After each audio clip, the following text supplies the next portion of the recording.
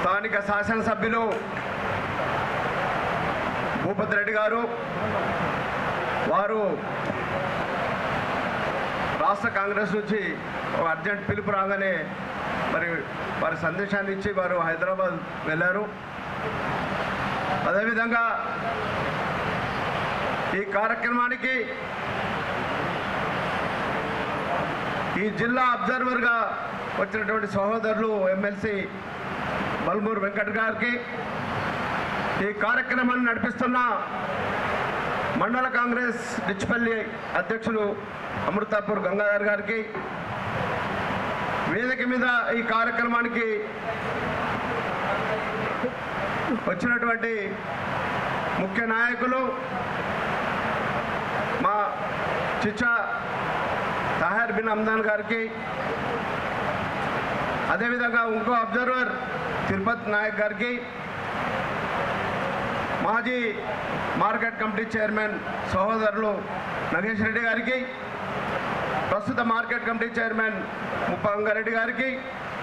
Black Congress అధ్యక్షులు scene గారికి, అదేవిధంగా డిసిఎంఎస్ చైర్మన్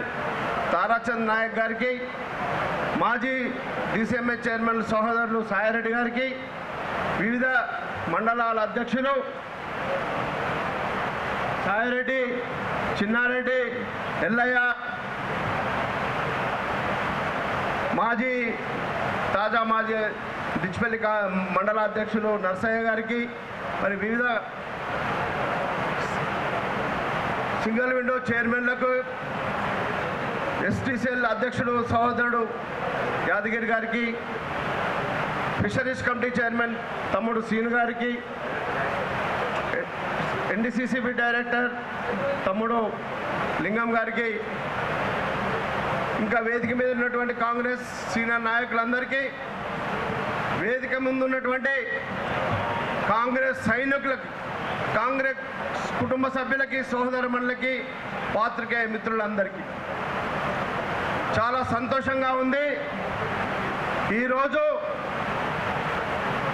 ఈ కార్యక్రమం మన 4 మండలాలు, మన రూరల్ కాన్స్టిట్యున్సీకి చెందినటువంటి 4 మండలాలు, నిజామాబాద్ రూరల్, మోపాల్, డిచ్పల్లి, జక్రాన్పల్లి, ఈ మండలాలకు చెందినటువంటి ముఖ్య కార్యకర్తలను పిలిపించి పార్టీ సంస్థాగత ఎన్నికల మీద వారికి అవగాహన కల్పించి రేపు రాబోయే పార్టీ సంస్థాగత ఎన్నికల్లో మండల కాంగ్రెస్ అధ్యక్షులు, బ్లాక్ కాంగ్రెస్ అధ్యక్షులు, గ్రామ స్థాయి అధ్యక్షులు, మరి అదేవిధంగా కార్పొరేషన్లో ఉన్నటువంటి గ్రామాలకు కార్పొరేషన్ స్థాయి అధ్యక్షులకి ఎన్నుకోవడం, వారి నియామకాని కోసం ముఖ్యంగా మరి మొన్న గుజరాత్ రాష్ట్రంలో అహ్మదాబాద్లో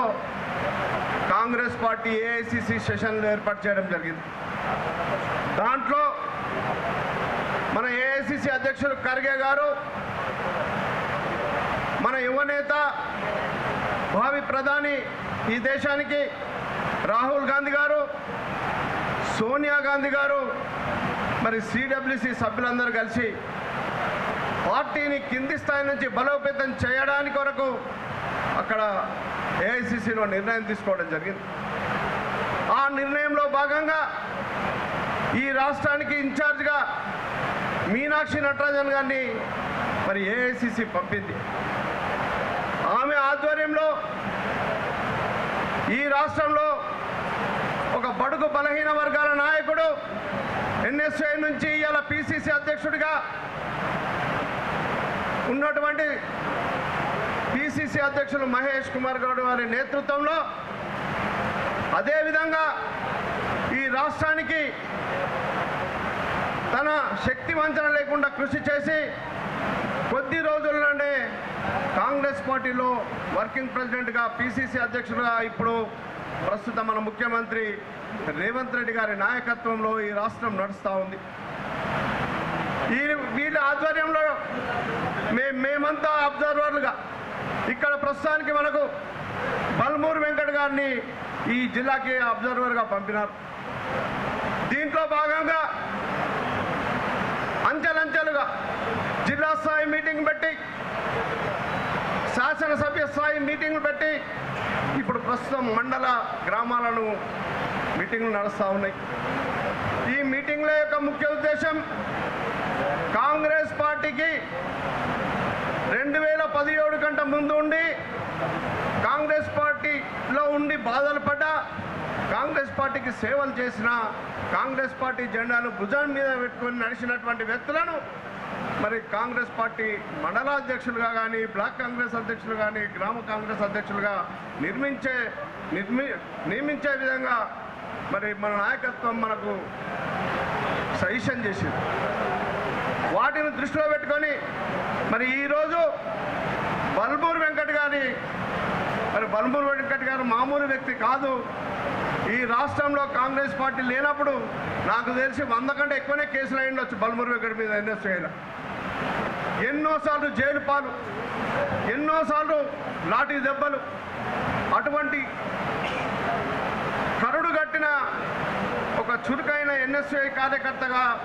మరి ఈరోజు ఎమ్మెల్సీగా మరి మన అదృష్టం. ఈ జిల్లాకు ఆయనను అబ్జర్వర్గా పంపి కాంగ్రెస్ పార్టీ బలోపేతం కోసం, కాంగ్రెస్ పార్టీని పునర్నిర్మాణం కోసం మరి బల్మూరు వెంకట్ గారిని పంపి వారి ఆధ్వర్యంలో ఇలా మనం ఈరోజు నాకు బహుశా అనుకుంటా మరి బల్మూరు వెంకట్ గారు మన మండల అధ్యక్షులకు, మరి బ్లాక్ కాంగ్రెస్ అధ్యక్షులకు, గ్రామస్థాయి అధ్యక్షులకు మీ అందరి ద్వారా ఎవరైతే గ్రామ స్థాయిలో, మండల స్థాయిలో, బ్లాక్ స్థాయిలో మరి మీరు అధ్యక్షులు కావాలనుకుంటున్నారో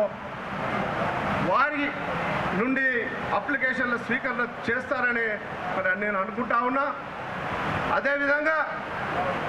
దయచేసి కార్యకర్తలారా మీకు అందరికీ ఒక సూచన చేస్తా ఉన్నా, లేదు మళ్ళా పార్టీ అటో ఇటో మేము అటు నిల్చుంటాం ఇటు నిల్చుంటాం అనే మాట ఆలోచించుకోండి. ఖచ్చితంగా కాంగ్రెస్ పార్టీని నేను ఉంటా, ప్రతి రక్తం బొట్టు వరకు నేను కాంగ్రెస్ పార్టీతో మమేకమవుతా అనే ఆలోచన ఉన్న వ్యక్తులే మరి మేము అధ్యక్షుడిగా చేస్తాం, ఈ పార్టీకి మండల అధ్యక్షుడిగా చేస్తాం, బ్లాక్ కాంగ్రెస్ అధ్యక్షుడిగా చేస్తాం, గ్రామ స్థాయి అధ్యక్షుడిగా చేస్తామనే మాట మరి మీరు ఒకసారి ఆత్మవిమర్శన చేసుకొని పార్టీకి సేవ చేస్తామనే ఆలోచన ఉన్నోళ్ళే అప్లికేషన్లు పెట్టాల్సిందిగా మీ అందరికీ ఒక సూచన చేస్తా ఉన్నా. మరి దీంట్లో అప్లికేషన్లను తీసుకొని వెంకట్ గారు మరి ఆది నాయకత్వాన్ని సంప్రదించి ఈ తీసుకున్న అప్లికేషన్లో ఎవరైతే సరి అయిన కార్యకర్త, సరి అయిన పార్టీ సేవకుడని ఆలోచించి వాళ్ళు ఆ నిర్ణయాలు పార్టీ హైకమాండ్ ద్వారా పెట్టి మరి అధ్యక్ష పదవులు ఇవ్వడం జరుగుతుంది. ఇదంతా ఒక దిక్కైతే మరి ఈ రాష్ట్రం ఎన్నో త్యాగాల మీద 1200 మంది విద్యార్థుల బలిదానం మీద ఏర్పడ్డటువంటి తెలంగాణ రాష్ట్రం ఆ తల్లి సోనియా గాంధీ గారు చెల్లించి మరి తప్పకుండా తెలంగాణ ఇవ్వాల్సిన అవశ్యకత ఉందని ఆలోచన చేసి మరి వారు 2 రాష్ట్రాల్లో పార్టీ మన ఉమ్మడి రాష్ట్రం ఏపీని ఉన్నప్పుడు 2 రాష్ట్రాలుగా విభజిస్తే 2 రాష్ట్రాల్లో పార్టీ నష్టపోయినా కానీ మరి తెలంగాణ మనకిచ్చి మనను ఏదైతే నీళ్లు నిధులు నియామకాల మీద ఏర్పడ్డటువంటి పార్టీ ఈ తెలంగాణ మరి ఏదైతే ఏర్పడ్డ రాష్ట్రంలో చంద్రశేఖరరావు బీఆర్ఎస్ పార్టీకి మన ప్రజలు పట్టం కట్టి రాష్ట్రాన్ని ఆయనకు అప్పచెప్పారు. ఆ సందర్భంలో మనం మిగులు బడ్జెట్గా ఉన్నటువంటి ఈ రాష్ట్రం 16,000 కోట్ల 25,000 కోట్ల మిగులు బడ్జెట్గా ఉన్న రాష్ట్రం అప్పుల కుప్పగా చేసి మన రాష్ట్రాన్ని సర్వనాశనం చేసాం. ఈరోజు చూస్తూ ఉన్నాం, బాకీలు కాకుండా 8 కోట్ల అప్పులు కాకుండా మళ్ళీ ఇలా సంవత్సరం నుంచి అధికారంలో లేని సందర్భంలో మరి కుటుంబంలో ఇలా మొసలం మొదలైంది. ఒక దిక్కు బిడ్డే, ఒక దిక్కు అల్లుడు, ఒక దిక్కు కొడుకు. వీరు అధికారం పోయినా కానీ అహంకారం తగ్గలే, మరి వారు ఆస్తుల కోసం కొట్లాడుతున్నారో మరి పదవుల కోసం కొట్లాడుతున్నారో పార్టీలో తెలియదు. కానీ ఈరోజు మరి బీఆర్ఎస్ ప్రభుత్వంలో ఉన్నటువంటి పార్టీ ఇవాళ చిన్న భిన్నంగా అయ్యే సూచనలు కనబడతా ఉన్నాయి. ఇదంతా దృష్టిలో పెట్టుకొని కాంగ్రెస్ కార్యకర్తలారా, మనం రేపు రాబోయే స్థానిక సంస్థల ఎన్నికల్లో గ్రామాన ఈ జరిగినటువంటి 10 సంవత్సరాల్లో ఈ రాష్ట్రానికి నష్టం ఏ విధంగా జరిగింది, ఈ రాష్ట్రాన్ని ఏ విధంగా అతలాకుతలం చేశారు బీఆర్ఎస్ నాయకులు, మరి మళ్ళీ ఇప్పుడు పార్టీలో ఏ విధంగా వాళ్ళ స్థానాలు నడుస్తూ ఉన్నాయి, మరి ఒకసారి ఆలోచించుకొని ఇవన్నీ మనం గ్రామాల్లో ప్రజలకు తీసుకుపోవాల్సిన అవసరం ఉంది. ఈ అవసరాన్ని మనం దృష్టిలో పెట్టుకొని మనమంతా ఐకమత్యంగా ఉంటేనే కాంగ్రెస్ పార్టీ ఎవరు సొత్తు కాదు. కాంగ్రెస్ పార్టీలో ప్రజాస్వామ్యం ఎక్కువ, అందరికీ హక్కు ఉంది. నేనే గెలిపించినా, నేనే టికెట్ ఇప్పించినా, నేనే ఎమ్మెల్యేని చేసినా అనే మాట కాదు. మనమందరం కలిస్తేనే భూపతి రెడ్డి గారు ఎమ్మెల్యే అయ్యారు, మనమందరం కలిస్తేనే రేవంత్ రెడ్డి గారు ముఖ్యమంత్రి అయ్యారు. మరి ఇవన్నీ దృష్టిలో పెట్టుకొని మా పెద్ద నాయకులంతా రేపు రాబోయే స్థానిక సంస్థ ఎన్నికల్లో ఏ విధంగా అయితే ఇక్కడ మనం పైన కూర్చున్న ఎమ్మెల్యేలను ఎమ్మెల్సీలను గెలిపించుకున్నామో అదేవిధంగా ఇక్కడ ఉన్న నాయకులంతా రేపు మన కోసం కష్టపడాల్సిన ఆవశ్యకత ఉందనే మాట మరి మీ ముందు గుర్తు చేస్తూ ఉన్న వాళ్ళందరికీ, రేపు సర్పంచులు కానీ ఎంపీటీసీలు కానీ